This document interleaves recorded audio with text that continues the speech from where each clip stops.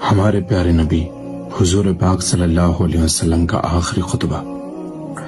اے لوگوں سنو، مجھے نہیں لگتا کہ میں اگلے سال تمہارے درمیان موجود رہوں گا۔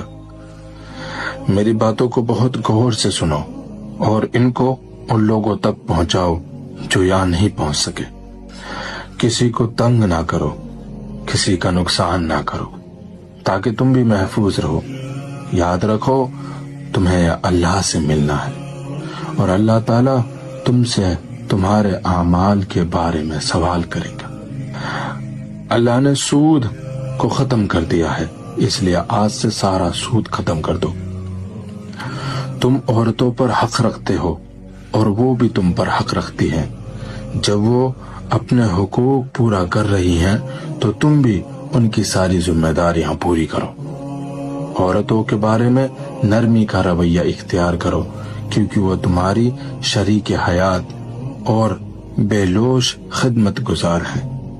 ابھی زنا کے قریب مت جانا۔ لوگوں میری بات غور سے سنو، صرف اللہ کی عبادت کرو، 5 فرض نمازیں پوری کرو، رمضان کے روزے رکھو، زکوٰۃ ادا کرتے رہو، اگر استطاعت ہو تو حج کرو۔ ہر مسلمان دوسرے مسلمان کا بھائی ہے۔ تم سب اللہ کی نظر میں برابر ہو، برتری صرف تقوی کی وجہ سے ہے۔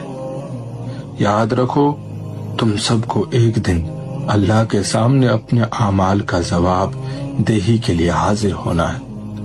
خبردار رہو، میرے بعد گمراہ نہ ہو جانا۔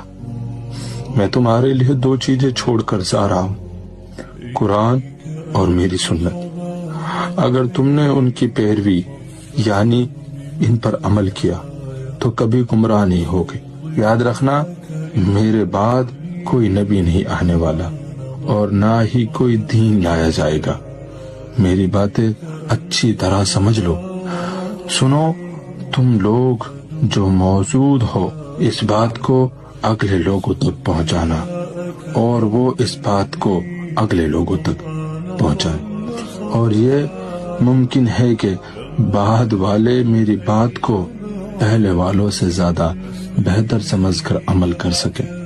پھر آپ نے آسمان کی طرف اپنا مبارک چہرہ اٹھایا اور کہا، اے اللہ گواہ رہنا، میں نے تیرا پیغام تیرے بندوں تک پہنچا دی۔